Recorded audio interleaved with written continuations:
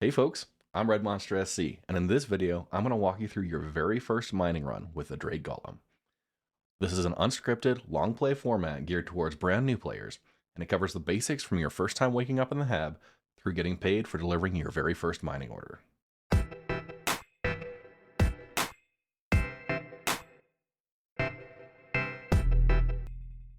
Now before we get started, leave a like if this video helps you out or if you enjoyed the format. Also, leave a comment if you learned something or just for the sake of engagement. Subscribe to see more videos like this, and hit the notification bell to be alerted anytime a new video is published. You can also catch my live streams here or on my Twitch channel where I run group operations with my organization, the Red Legion. If you're a new player looking to get into Star Citizen for the very first time, I've left step-by-step instructions in the video description.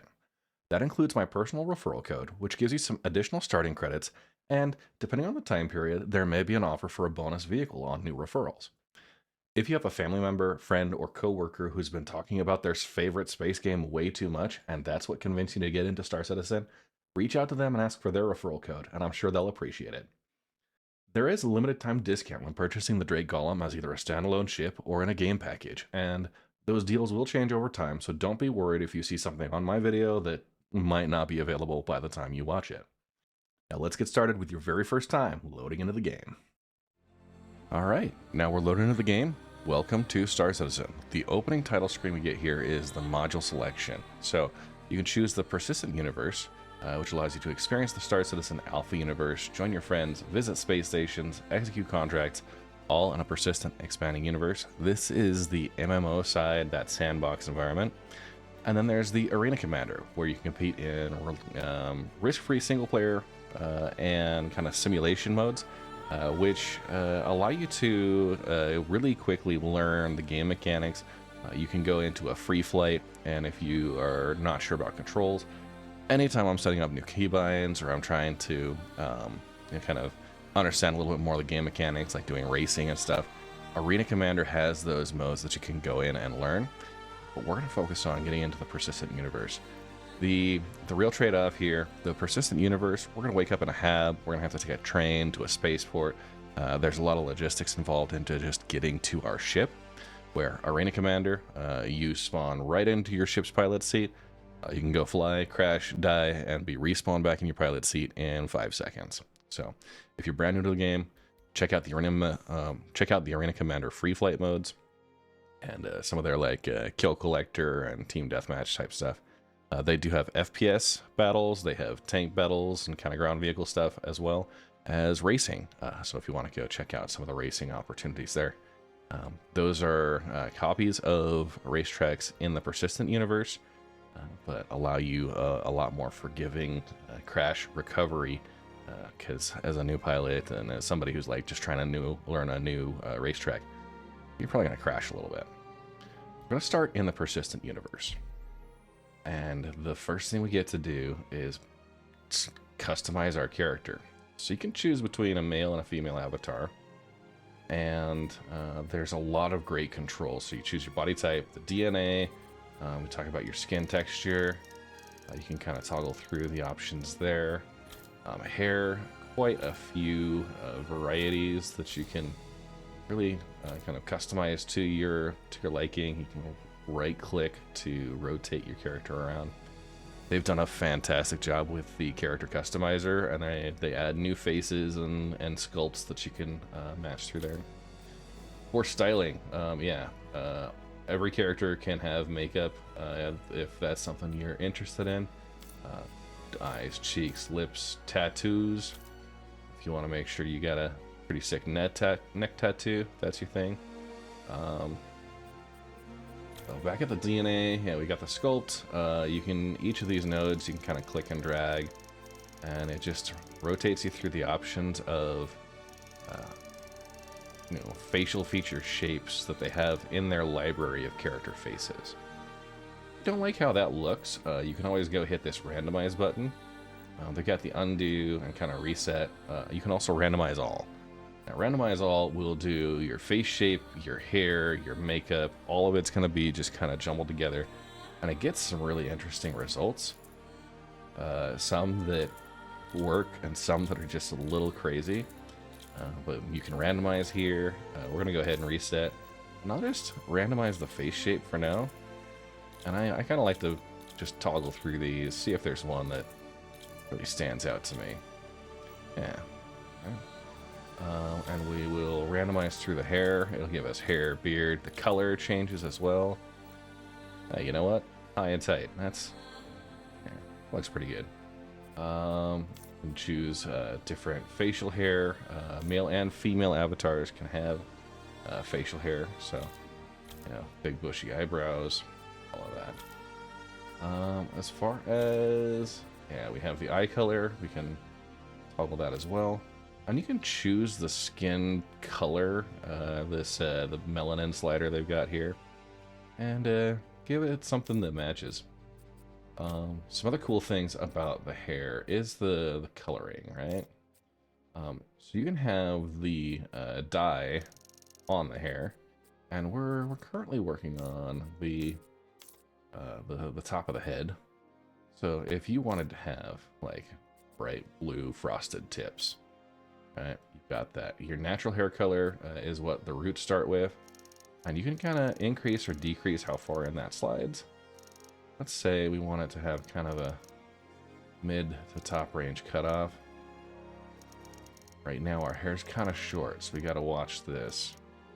But yeah, just the slightest hint there. It's all right. You can go a little crazier with it. Nice little red frosted tip there. You can do the same thing for the beard and the eyebrows if you are interested in that. You can spend a lot of time here. The one thing I will say is make sure that you save once you're set. You can just say okay. You'll be able to save that as is, and that way it keeps those same settings for the next time you load into a patch, and it resets your character. So I think this character matches pretty well. We're going to go ahead to the review. You can save, which we already just did. We'll go ahead and accept this as our default character.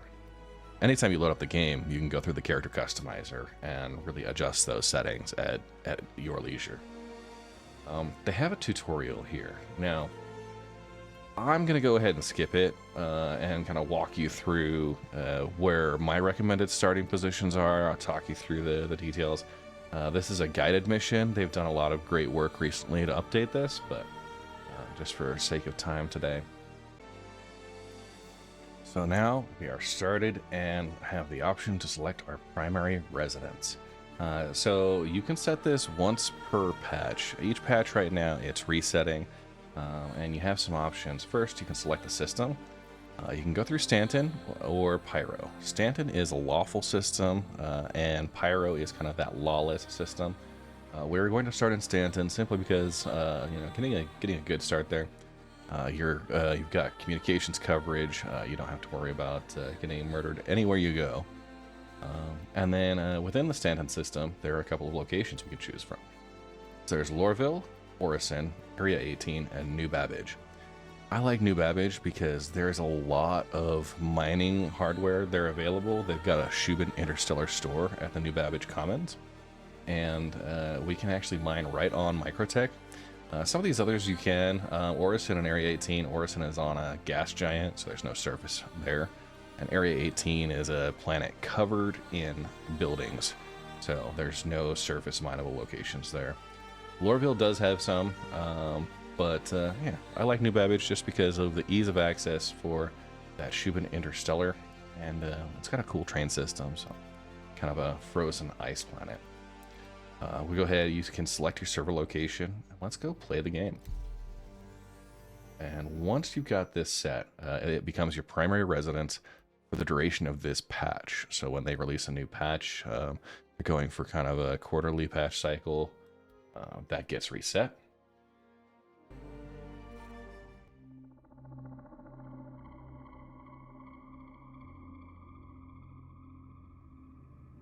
All right, welcome to Star Citizen. We find ourselves waking up in the HAB here at New Babbage, and you can look around, just moving your mouse, and yeah, getting used to the game. If this is your very first time, the next couple of minutes are going to be important. So As you hover around and look, you see some icons, some interactive prompts, this augmented reality thing. You can press F to get up out of bed. You can also hit Y, that's one of the keybinds there. We see we've got a use icon here. If we turn around, WASD to move around, which is typical of any modern game. You'll also notice that there is this global chat that's going on. That's going to be a little bit chaotic, and I'm going to turn it off. If you're playing and you find it to be too distracting, you can also hit the same key I'm doing. It's F12. Turn global chat off. Literally everything you interact with it starts with F. You know, to use, and you know, kind of, if you hold F, if it has multiple options, you get this radial menu. So I can sit or lie down based on where I move my mouse. I can sit, lie down. If there's additional options, they'll show up there. So the first thing is that this is not a personalized tab. It's kind of randomized based on where the game decides to put you into. But in New Babbage, it's this style. Each starting zone has its own theme as far as the habs look. It might be a small, like, coffin-sized space, you know, just really tight. Or New Babbage here is a little more executive, I guess, a little more plush. We also have this storage access terminal, and there's one in the hab, but you're going to see these scattered throughout the entire verse. So, as we go and press F to use, that brings up my local storage, and all I've got right now is a display case, and yeah, nothing else. In this view, I can drag things from my person into the local storage and back, but right now, literally all I have is a helmet, an undersuit, a pistol, and then over here, that's a med pen. You can close out here or just hit I. I will open and close the inventory view if you want to drag things around from the ground into your hands or onto attachment spots for like armor, but that's at least how you get started. You'll notice as we come up to the doorway, it does have a panel here, so we could just hit open, and this will get us out of the hab. And once we're out, don't think there's any going back in. It might be just locked. Yeah. So we get locked out, and we got to move on. That's fine. If you wanted to take a moment and look out and explore, this is yeah, the spaceport out that direction. You can see some trains going down the tram line here. And yeah, we are in the high-rise Nest Apartments at the Aspire Grand Tower in New Babbage. So we come to the middle, and this is the elevator. So we'll call the elevator. We're on, it says floor 01. Wait for that to show up. Many of the ways you get around between stations and different zones will be these elevators. And so as you stop in, you can see multiple floors and then the lobby. We'll just call down to the lobby and make our way over. We're going to go get our ship and pull that out for mining, but we do want to take one quick stop. There's a few things we'd like to purchase. As you see, we're here at the lobby. There's additional elevators to go up. We got NPCs manning the concierge desk. More storage access.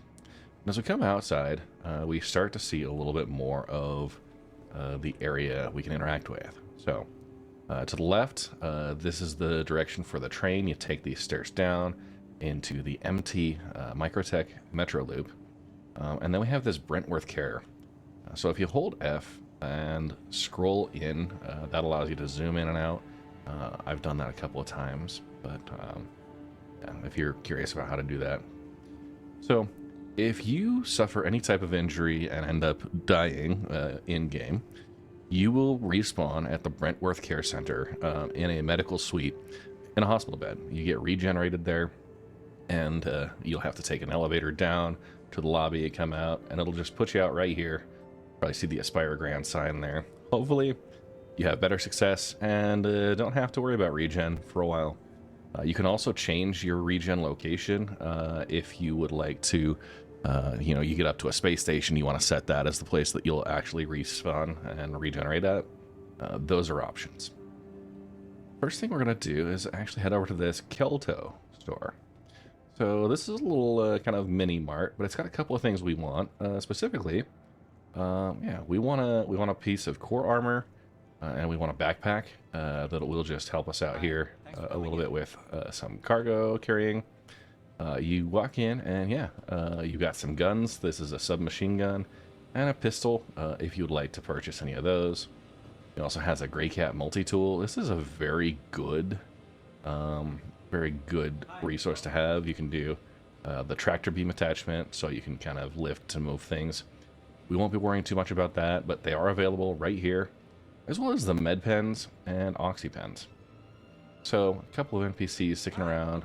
You can see as you hover over any of these items, you get this augmented reality pop-up that you could just do a quick buy. We're going to work on that. So while you have the augmented reality for all the physical displays in the store, you can actually just pull up this terminal. And we see here, Golem Greenhorn, I've got 25,000 credits in my wallet. And we can peruse. I'm going to look at armor. And we've already got a helmet. We've got an undersuit. We could go for a full set of armor with the arms, legs, and core. As well as a backpack. Now, Venture Core is a light piece of armor. I'm going to wear that. I'm just going to stick with this one. And the backpack. So with an undersuit, you can't equip a backpack, but as soon as you get a core piece of armor, you can do that. A light set of armor can only use a light backpack, where a heavy armor can use a heavy, medium, or light backpack. So I bought the backpack and the core armor, which will be great. Then let's see. We're going to go through the miscellaneous, go through drinks. So we have a destination at the top. It's New Babbage, and we can choose a sub-destination. I'm actually going to choose to send this right to the backpack we just purchased.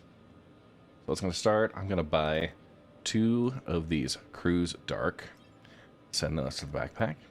And I'm going to switch over and grab some food. You want to make sure you have a little bit of food and drink.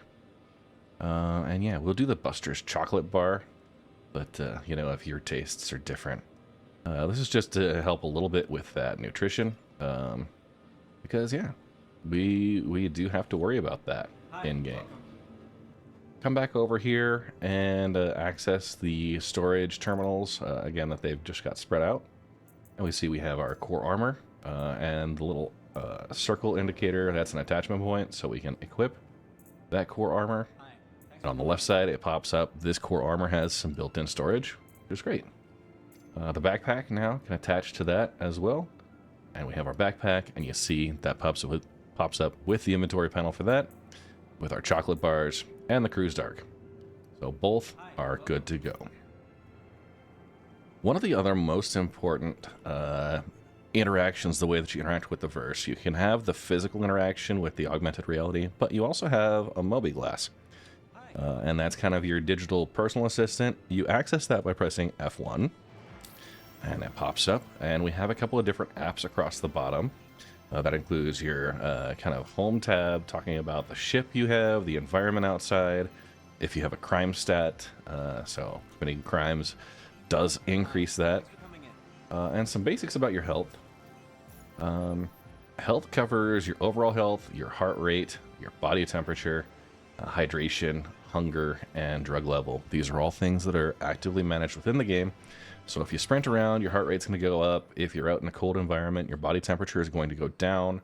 You want to watch out for those, as well as the environment, environmental hazards like radiation, exterior temperature, pressure, and gravity that you'll be able to see here.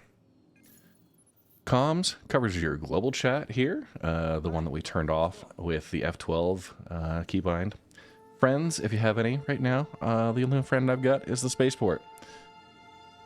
And pending, when folks are sending you friend requests, they will pop up on your HUD, but you can also come and find the pending list here.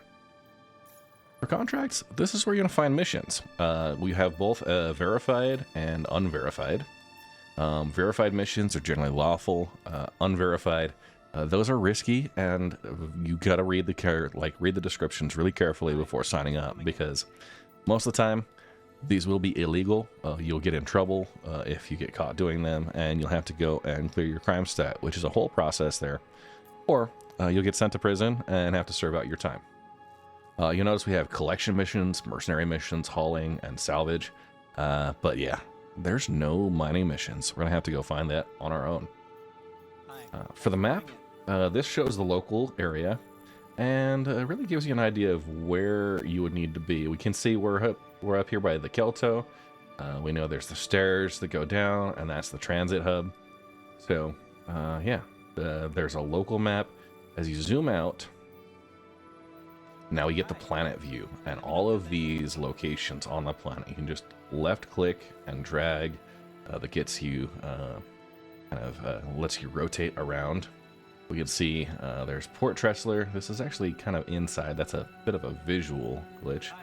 But yeah, we have different data centers, depots, and all that. Great opportunities there for exploration. As we scroll out further, we start to see more of the system come together.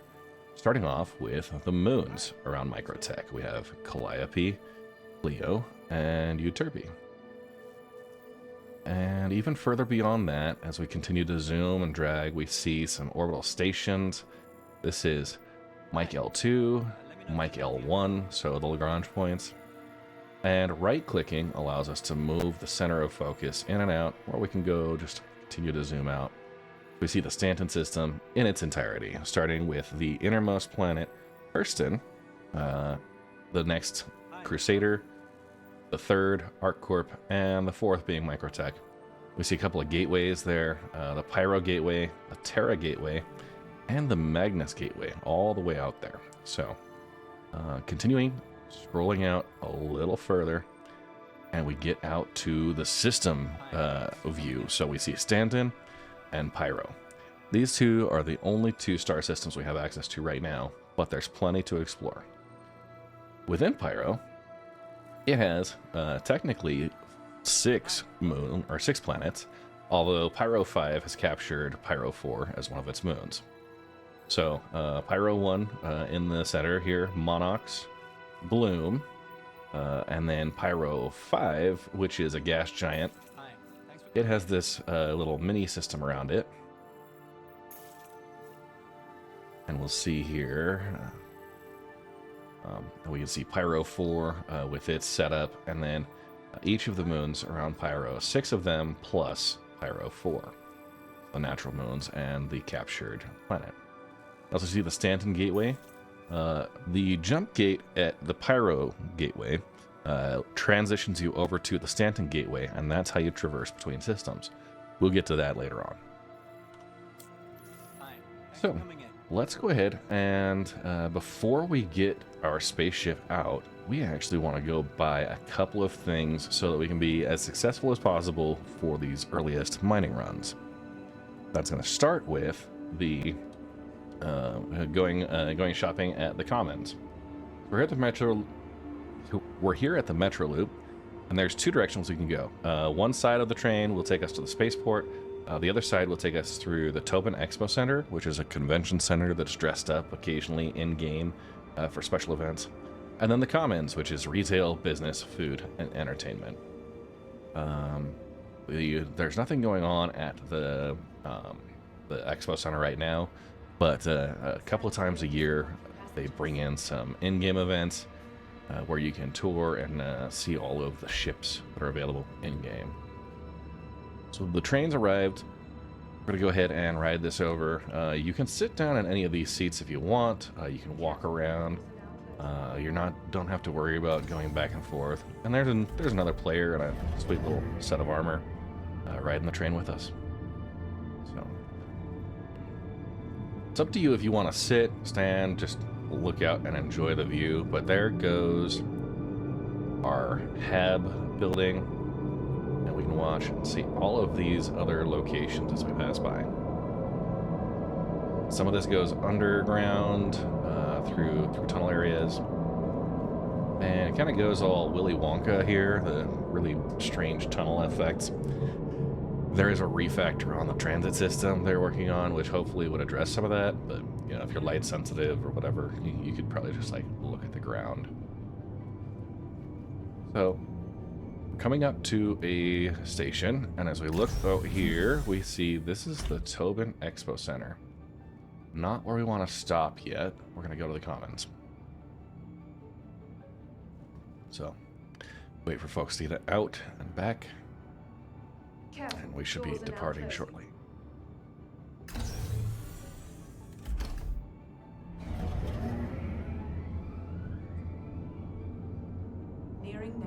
Now, there's a couple of specialty retail stores here at the Commons, as well as the Promenade, which is a nice kind of social space. It's got a bar, a couple of dance floors, and some good social, and like the design is done very well. So here we are at the Commons. You can see the arrow, the arrow here that prompts us where to exit.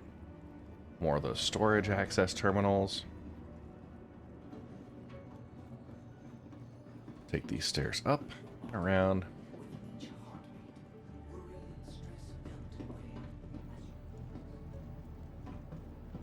Oh. And of course, watch out for other players. So, if this is your first time, this is a great place to start going out and exploring and seeing what the NPCs are up to. There's the Promenade over here. That's a bar, apparel, some clothing and stuff. You can go spend a lot of money there. And just sightsee. We're gonna head over to the plaza because we're task focused. We want to hit the Shubin Interstellar, which is a mining outfitting store. For some reason, all of the NPCs today are crouching. You might see some strange behavior from them. Don't worry about it. It's nothing you're doing wrong. And of course, both the terminals are occupied. So. As you can see, mining is actually kind of a popular pastime here with the introduction of the Drake Golem, and players can go purchase and do their thing. So we're going to start here. I've got 21,000 credits, and I want to look at the utility category. And while I can't swap the mining laser head, what I can do is I can swap the gadget that is on the mining module that's actually equipped to those lasers. You can see some of these lasers the mining laser heads are pretty expensive, 23,000, 94,000. This is a size 1, this is a size 2. You really want to watch out for those. We can't swap the mining laser, but we will get the mining modules, and these are a lot more affordable for the active modules. These provide a short-term boost with a limited number of uses. And there are also passive modules here that can get pretty expensive. So this Focus 3 module, it increases your optimal charge window by 40% all the time, but it does cost you 5% laser power. It costs 40,000 credits to equip. We can't afford that right now. So we're gonna stick with one of my favorites, and part of my recommended loadout is the Surge module. This will provide a 50% laser power increase and a 15% reduction to resistance, as well as a 10% increase to instability. It lasts for 15 seconds once you activate it, and you can activate it 7 times before the module is done. So that's going to help us expand our capabilities, and we can use it strategically to break a couple of rocks if they're in the impossible state or really on the challenging side. This will help us break through it. So I'm gonna I'll actually buy 2, just so I don't have to come back if we run out. Having 1 spare, it's not too bad. Just check if there's anything else we need. We got instability, resistance, extraction laser power. That just scoops faster, so really one of the more worthless metrics there. This one, shatter damage, 35% increased laser power, but 15% resistance. Not too great. Instability, catastrophic charge rate, really reduces the laser power. And we're going to go ahead and just skip through the rest. Nothing too great. That Surge module is exactly what you need. So, you can continue to search and kind of explore around here. There will be the Omega Pro, which is vehicle components. There's live fire weapons or center mass, which has vehicle and personal weapons. A couple of other things at the plaza. Spend some time exploring if you feel like getting out and just enjoying the game. So we're gonna make our way over to the spaceport now and work on getting our ship outfitted. If this is the first time that you have loaded into the game, you need to pull your spaceships first. They start in a deliverable state. Catch this just in time. Yes. I hate having to wait for the train. So the ships start in a deliverable state. They're not actually at the location that you're starting at. So you have to go up to the terminal and call them, deliver them to the location you want first. That happens instantaneously. It's free. And after that first time, the ship will be wherever you stored it last or destroyed, and you have to file an insurance claim to get it back. So while we're traveling, I'm going to pull up the Vehicle Manager app in our Mobiglas by hitting F1. I'm going to select my ship, the Drake Golem. So we see we got the livery, the rock falls. This is just a paint, and of course the little mini version of it is missing. We got the propulsion, cooler, power plant, quantum drive, shield generator, weapons and missiles, and the utility slot. There we go. We got our surge module actually equipped there. So.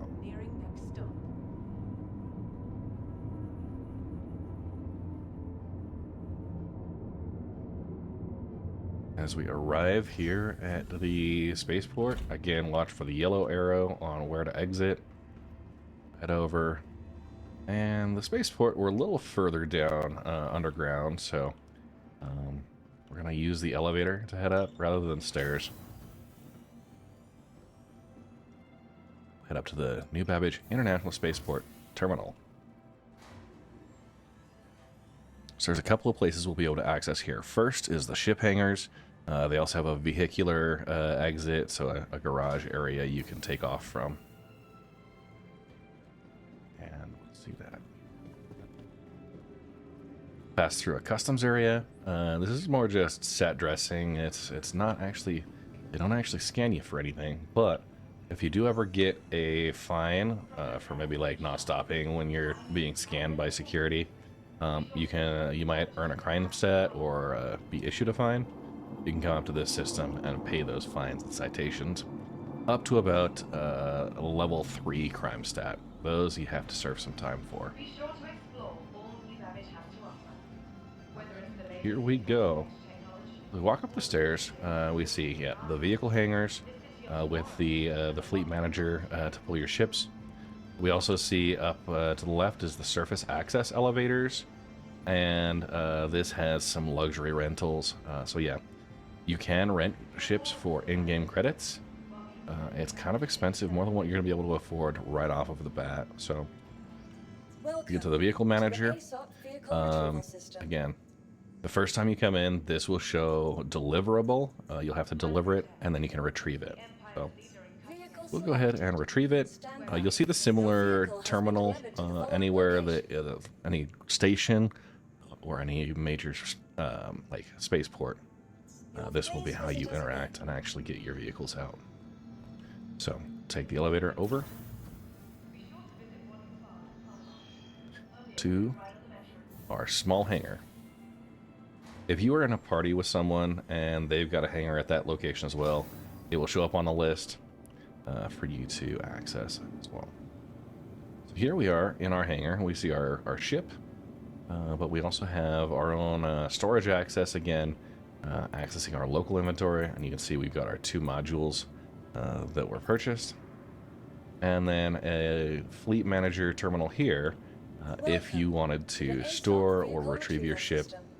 It does take a little bit of time, and actually you can physically see the ship go up and down on this landing pad. Everything inside the yellow stripe basically lowers down into the floor, lets you take off.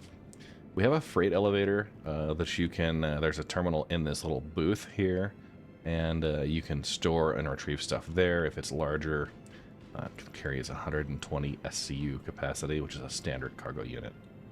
But here's our Drake Golem. You can see a very industrial look to it. We have the front hatch And there's no other interior aside from this. So we have the canopy. We're gonna either enter the pilot seat or just open the door. We'll go ahead and enter right away. Cool little animation as the chair comes down, puts us into the seat and up into the pilot seat.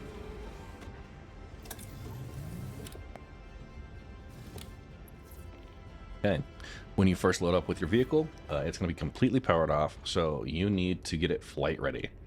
You can look around the inside, and there are some buttons and binds that you can interact with. So, you know, lights off, you can open and close the door. Enable VTOL on that side. Just holding F and moving the mouse around to look in the interior here. This is the gear. We need to go flight ready, engine on, weapons on, exit. Each ship is going to be a little bit different with what it has to interact, so I would recommend you just memorize the keybinds.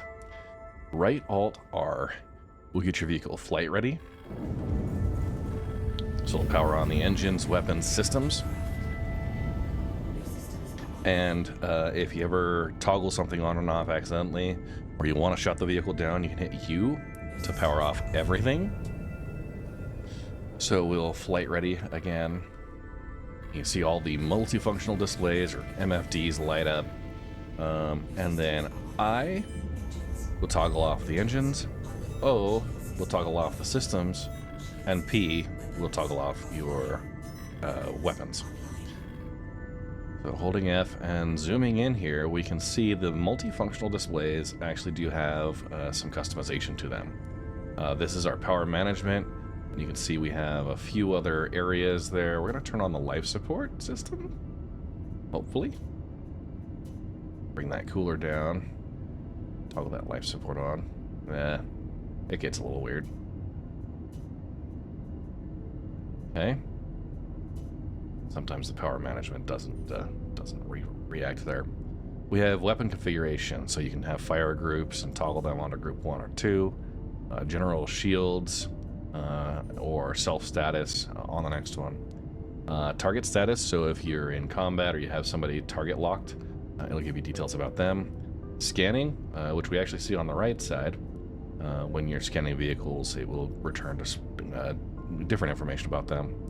And then configuration. We can toggle different modes here from this MFD screen.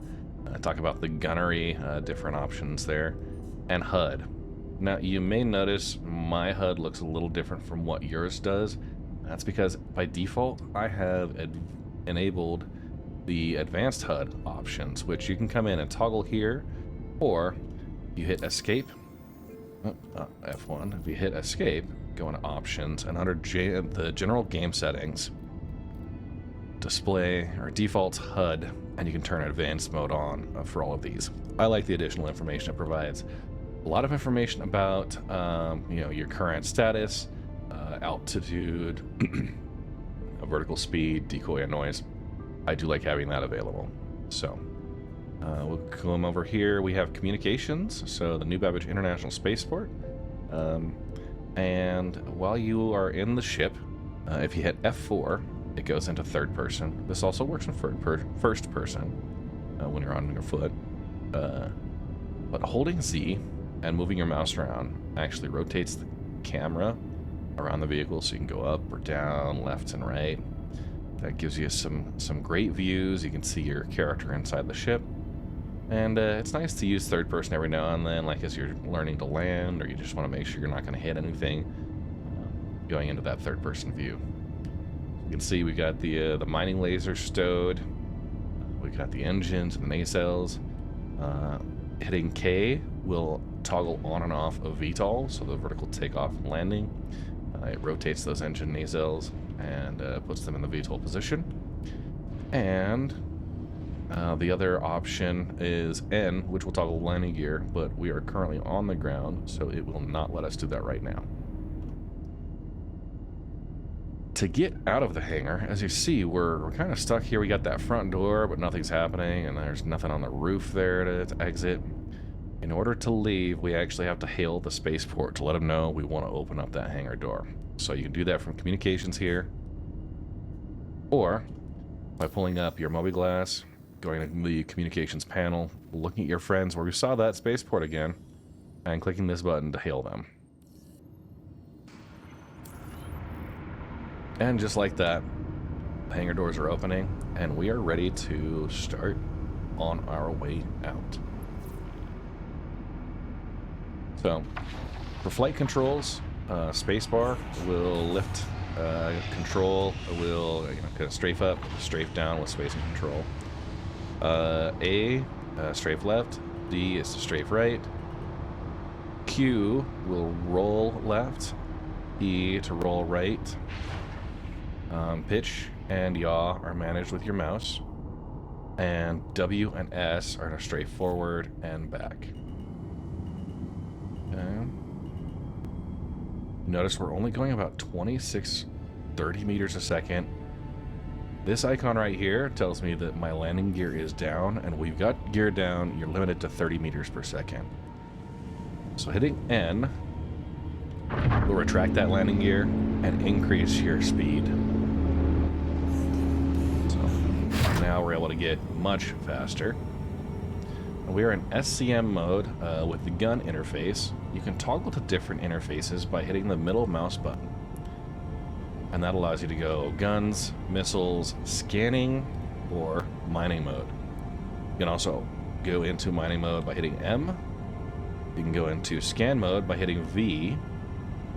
And those are certain options. And I'm just holding W while we're flying. It is pretty dark, although I'm just looking. I think we're coming up on sunrise, so might not be dark for too long. Of course, take a few moments. Go in a third person. I really appreciate it. I think it's light enough we can make this work. So, my recommendation is, you can mine on the daylight side of the planets, but you want to generally be 70 to 100 kilometers away from the nearest quantum travel point. So I'll show you what that looks like as we go up into orbit. And I'm going to hold B to switch into nav mode. Now that turns your shields and your weapons off. I'm not able to fire my weapons while we're in this mode, but I am able to go a lot faster than in SCM mode. Now I'm heading up.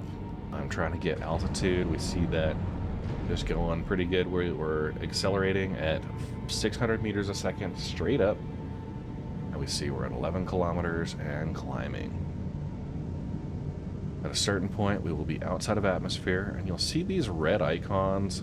Those mean that's a location we could quantum travel to, but it's blocked for some reason. Start to see a few more.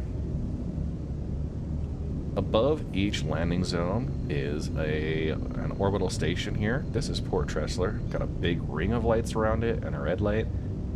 And we've aligned to it. It's spooled. If I hit the left click button now, that will take us there. So we're gonna jump there first. And just like that, we're 24 kilometers away. And this is one of the orbital space stations. Similar to the exiting from the spaceport. You can come up here and we should see this come up onto our comms. I pull up the communications. Once we're in range, you can hail to request a landing pad or a hangar, and it will give that to you. We're not going to worry about that right now, but if you wanted to get in there and explore the space stations, that's how you would do it. Instead, we're going to aim back towards the planet and see about getting ourselves some rocks. So I'm going to do a little bit of mining on Microtech. And this is a pretty accurate representation. We're going to see this is Ghost Hollow. So this is a location you can quantum travel to. We're going to use that as a starting position, but we're going to get some distance between us and the quantum travel location, just so that we're not easily discovered as we're doing that mining run. And you see behind us there the lights from the city. It does want us to jump back towards the planet. And now we'll align back to Ghost Hollow. Yeah, the trains, all of that. The level of scale for this game is amazing. I'm going to jump to Ghost Hollow. Now, this is a mission location, and it gets pretty busy. We're not going to manage with that. What we're going to do is, as we arrive, we're actually going to head off into a different direction, kind of putting the star to the right of us, flying up, and getting enough distance before we start scanning that we won't be at risk of being discovered by other people, and we can mine in peace.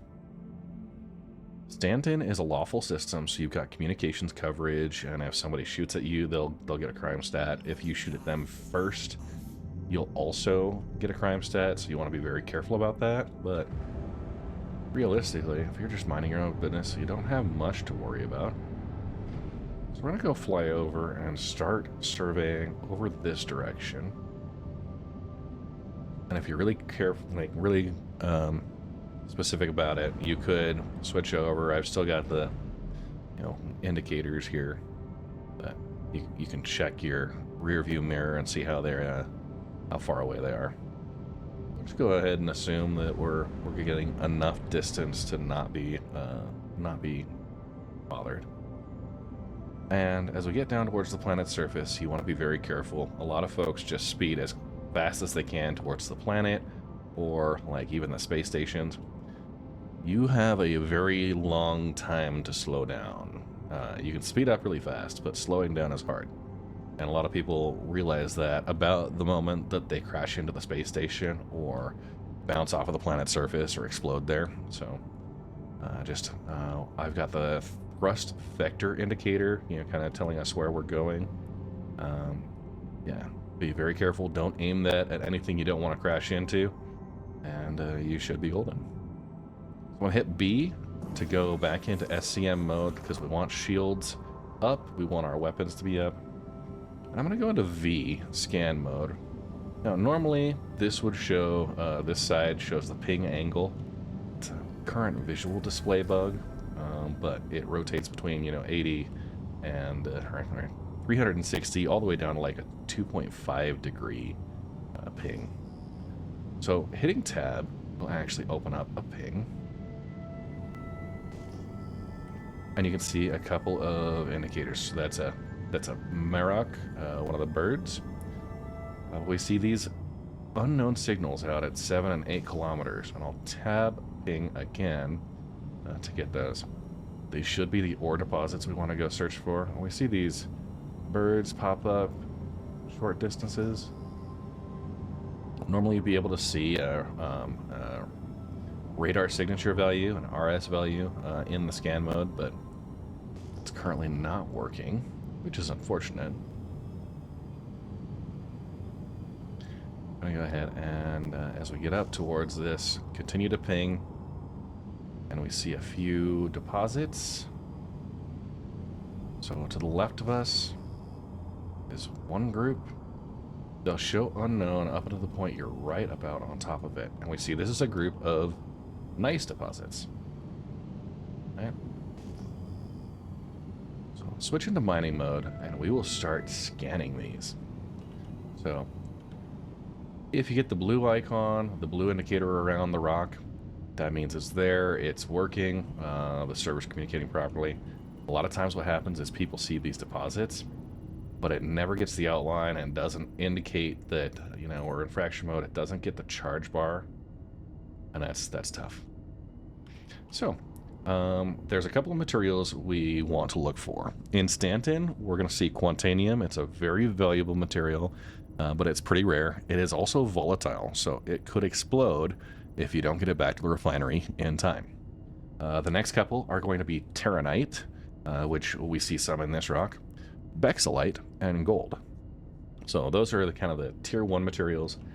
I'm going to focus on those, and it looks like this first rock has what we are interested in. I'm going to scan the rest of the rocks in this group to see what's there. As I'm scanning, I'm looking at a couple of details. First is the rock mass. That is by far the most important aspect of any rock you come across. That mass. It's going to determine whether or not you're going to be able to break the rock at all. We see this mass at 4,993, and we see that it is marked as easy. we'll be able to handle this one, no problem. The Golem with the Surge can handle rocks up to about 15,000 mass reliably, and if you really stretch it, if you're using the Surge module through its completion for all seven uses on a single rock, I have gotten up to about an 18,000 mass rock. It's difficult, it's expensive, and you've got a high chance of failure there, so be careful there, and don't be afraid of moving on if the rock isn't nice. Or the rock isn't good. This is a nice deposit here, sorry. Resistance, now this is kind of overlaid with the font size there, a little display issue. Is 13% and instability at 64.84. So that instability affects how fast we're going to charge up and how random that will take jumps. Then we see a couple things. So this rock has 31.96 SCU total, which is perfect because the Golem here only has 32 SCU of capacity for raw ores. That is 28.3% Terranite, which is a good stuff, and then 65.56 quartz, which is kind of the base tier 3 material. And then we have this 6% leftover inert materials, which is really just, yeah, it's nothing special. You can tab to see the rocks again. I know that one is worth going after, but we're going to look at the rest and just see which one we're going to have the best chance at. Maybe we'll be able to scoop from one or two of these rocks today. This one, 1151 mass, which has hephaestonite and quartz. Neither of these we're very interested in, but a small rock, you could go break it just for practice. I wouldn't end up extracting anything from it, scooping that up at all. I'd leave that behind. And here we go. This is 5,483 mass, and we see we got both gold and Terranite, as well as 40% quartz. So already, 28% Terranite on the other. We've got a better Terranite here, but it's a smaller rock with only 18 SCU. Two of the tier 1 materials we really want. That's a good rock. We'll come back and break it. It'll be worth spending the time on. Continue to scan. And it takes a minute to load up the details. Now here, this is excellent. 36.92%, or 36.92 SCU, 45% Bexelite, 49% quartz, and 5,500 mass. So well within our range. 3 really good rocks already. Not bad, not bad. Over here. Let that one load in. And this one, 3,892. This one's got some gold in it, and you notice a very thin optimal charge window. That's a little difficult to work with. So some of these rocks with the gold, one of the things it does is it shrinks that optimal charge window. That makes it harder to hit that target, but you know, maybe worth still. 12.82 SCU.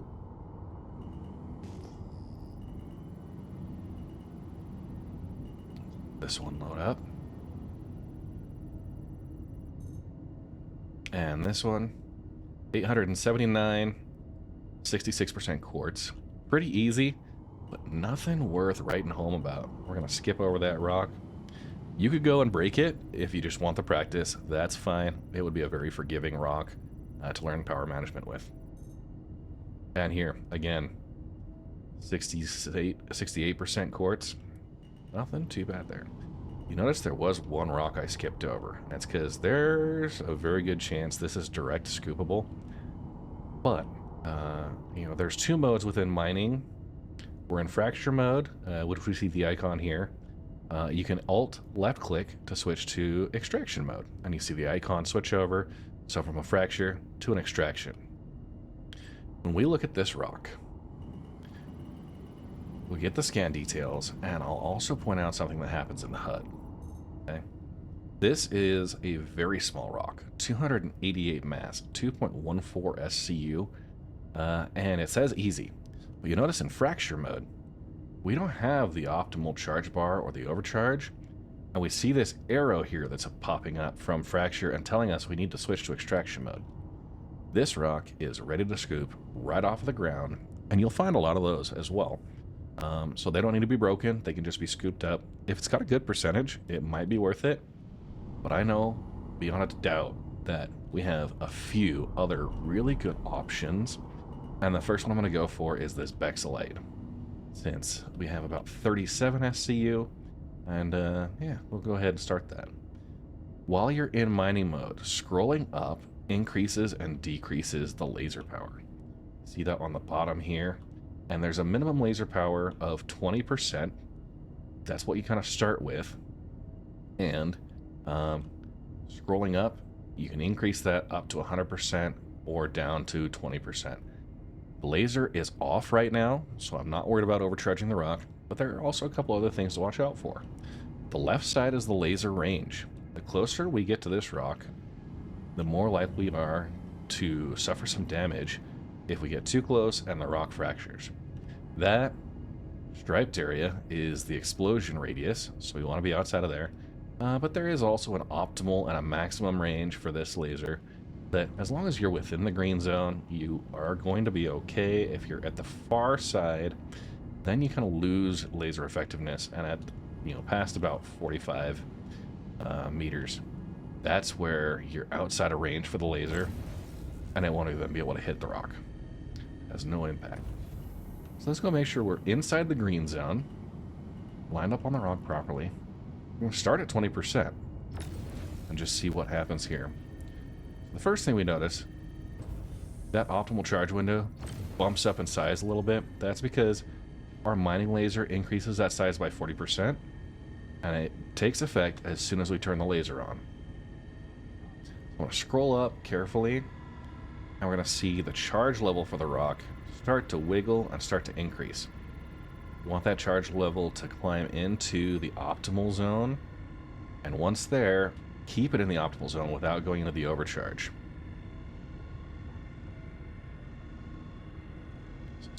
Rolling a little bit more, getting a little bit more power. We don't want to overshoot, so it's okay to be a little conservative. And now we're going to keep it on the lower side. And you see that bar start to fill up from outside in. As it fills up horizontally, once it's completely full, that's when the rock fractures.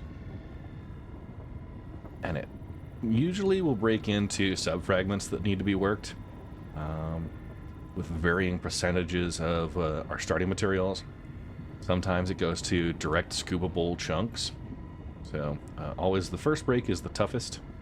The second breaks are much more manageable. And as we can see, the arrow here tells us we need to switch to extraction mode. This is ready to harvest.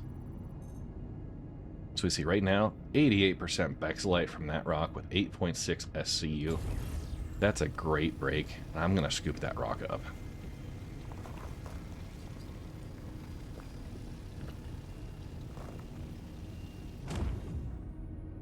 You can scoop as much as you want, up to the 32 SCU, and I usually look for the highest percentages first. So I'll scan through everything, get the composition. That at only 24%, we might scoop it if it's the last thing left, but we'll look at the other rocks.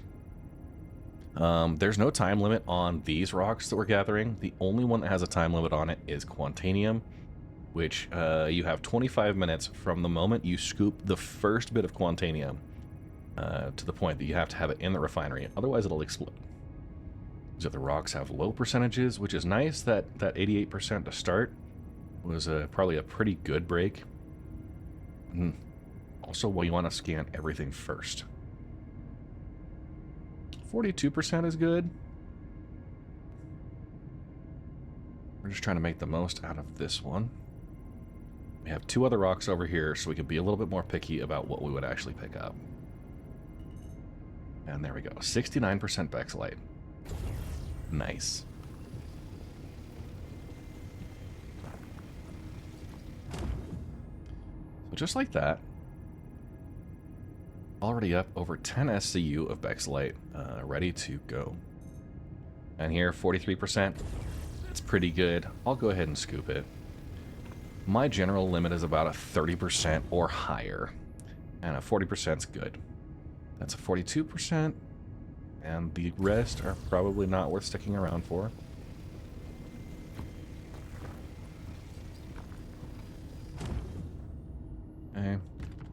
And we'll just hope for a good break on the other rock over here. We had one that had 2 materials, gold and terranite. Yeah, but this one only had 18 SCU. Gold's a lot higher density, so for every SCU of gold, it has a lot higher mass. And that's one to watch out for. And this is going to be a very narrow optimal charge window. It's going to be kind of difficult, and I think we can still do it. It's also good we haven't had to use our surge module. All of these have been really within reasonable range for us. So this laser made it a little wider.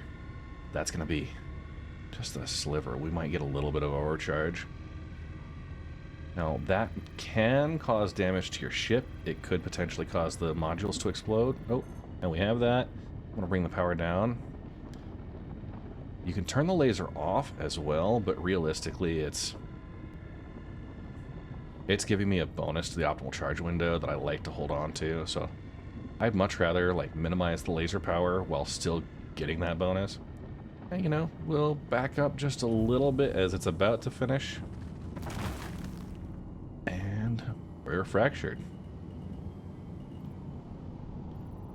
So we'll go in, we'll scan and try and find the best percentage. We got about 20 SCU that we could take. Now this is 70% of the good stuff. 32% gold, 40% terranite. We'll take that. One just below it. Just looking for the scan details. Takes a couple of seconds each time you get into a new rock, but it does remember that for the next time you come back to it. So, this one's 75%. We'll go ahead and scoop it.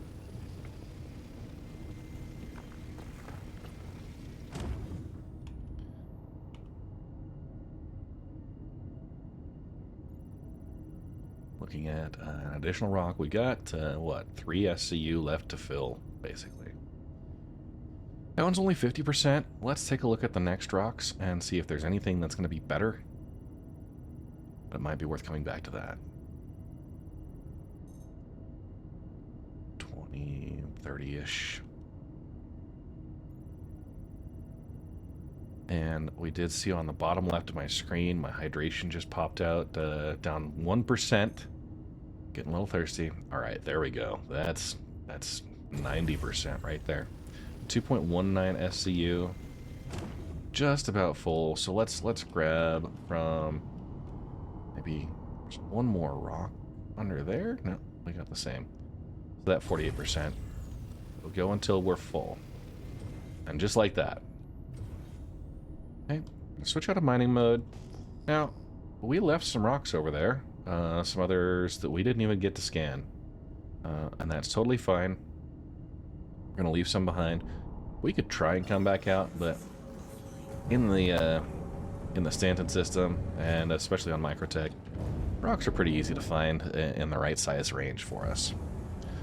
So I'm heading up to orbit, getting ready to head to the refinery station, and we're going to be using Microtech L2.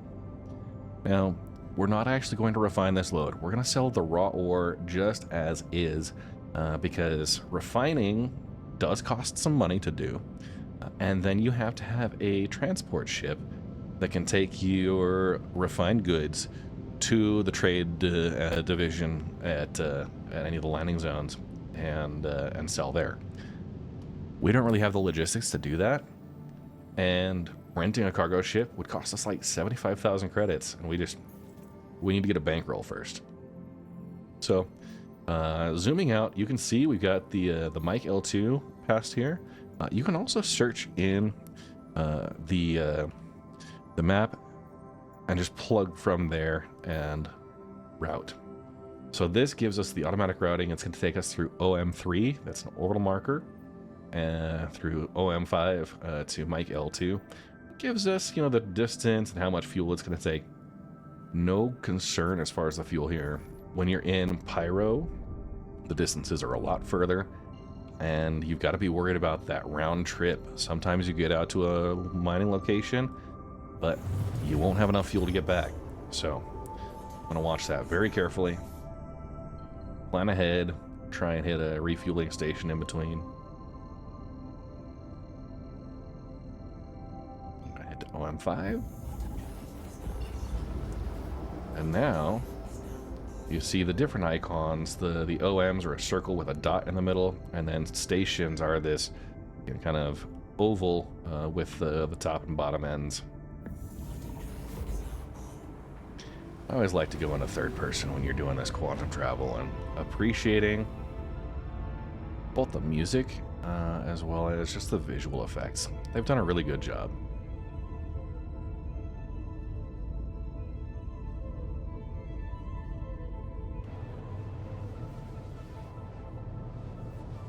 We see the quantum travel, quantum fuel ticking down as we're going. Hydrogen fuel as well. We used about 1 unit with 24 total. So if you go for a much longer mining session, that might become a problem if you have to survey a lot. But overall, pretty capable as far as fuel capacity. And here we are at Mike L2, Long Forest Station. Now, this refinery does have some good bonuses if you refine Bexlite, Ternite, and Gold. I think it's 8% on some, 2% on the other. We'll take a look at that. But we're going to head up here. Aim at the main area. That's got our hangar areas. As we get into communication range, we'll request landing there. I'm going to switch out of quantum travel. And we will hail the station.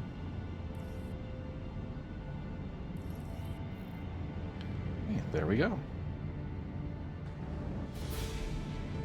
Giving us a hangar. Go ahead and shift to boost.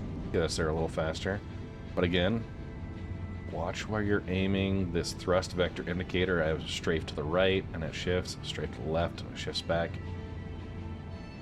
If you want to get a lot better at piloting, I'd suggest going into the Arena Commander free flight modes.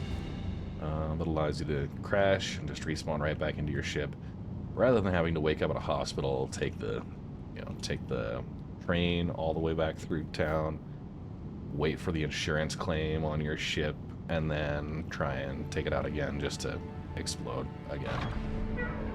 So before we go into land, I am hitting N to deploy my landing gear. You can also check that visually by going into third person, holding Z and moving your mouse around just to confirm. And I'm going to aim just for that center point in the head, and make sure I can see both the top and the bottom of the inside of the hangar as I make my approach. I want to see the roof, look around, just so that you don't come in at a weird angle. And you are limited to 30 meters a second, but I'm just kind of toggling this very slowly. The worst thing you can do is crash right into the back, and then control to bring it down onto the ground. And we are landed. So, when landed, you can hit I to turn off your engines. It's a good practice to turn your engines off when you're landed. As well, another good practice is to open up your Mobiglas with F1, hit this landing, and you see we can refuel our quantum on our hydrogen. So we want to make sure we've got our ship fueled, so the next time we take it out, we won't have to worry about that. We see a indicator here, refuel in progress. Looks like we are done. I'm going to hit Y to exit seat, and that's going to take me out. Let me drop off into the actual hangar area. You see the map update as we've moved. And there is our little mining ship done from its maiden voyage. Let's go ahead and, again, a different style hangar here, but still with the freight elevator. And the storage access and the ship terminal. So what I'm going to do before I leave this hangar is I'm going to store this ship. See, the hangar floor drops down, it takes it into the station storage, and just kind of, I don't know, probably just bundles up the ship and stores it in some like vending machine style locker. Go ahead and call the elevator.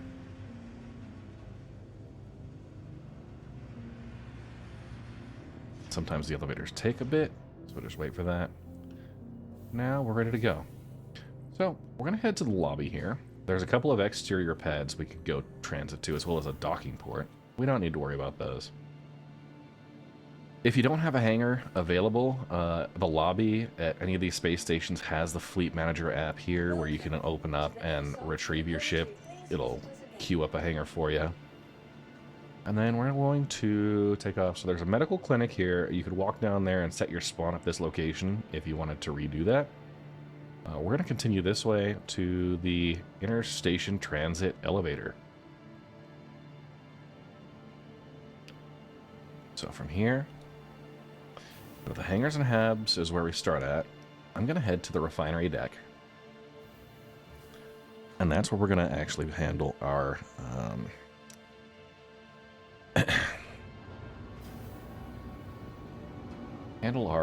refined material. See, somebody left us a little gift there, a free helmet and a cruise. So, again, really great environment. If you wanted to go and explore around here, there are a lot of cool stuff happening on the industrial side. I'm going to move across here. We're heading to the service area, which includes both a refinery shop as well as the terminals to refine orders. So you can see this is the mining support center. They've got some lasers, some modules, some other hardware stuff you can buy here. You can also come down here and there are equipment rentals, which would allow you to rent the Gray Cat Rock, which is good for surface mining, a Cuddy Black, which can pull the Gray Cat Rock along and kind of haul it around. The Misk Prospector, which is kind of the next step up from the Golem. And then the Argo Mole, which is a multi-cruise ship. Now, that's a pretty hefty price tag, especially for a new player, so don't worry about that. If you want to fly in an Argo Mole, probably like consider just joining the Red Legion org or another mining group. They have plenty of folks who have mining vehicles to spare. So we have two options here. There's the refinement processing, that we can place a refinery order and get the refined materials afterwards. But yeah, we'll take a look at what that looks like. Once you've got a cargo ship or access to rent one, this is a great option since you get basically double the amount of value. So we've got our Drake Golem. We're going to set up the work order, and you can choose your refinery method. And there's two that I normally go with. Dynex Solventation is a very low speed, low cost, and high yield. I like the high yield aspect. I'm going to ask to refine everything. As we get that quote, this is going to cost us 8,557 UEC, and it's going to take 30 hours to process. And you can see our yield there. The next one I recommend is Fair and Exchange. Now, this is a low speed instead of a very low speed. It's a moderate cost, but still has that high yield.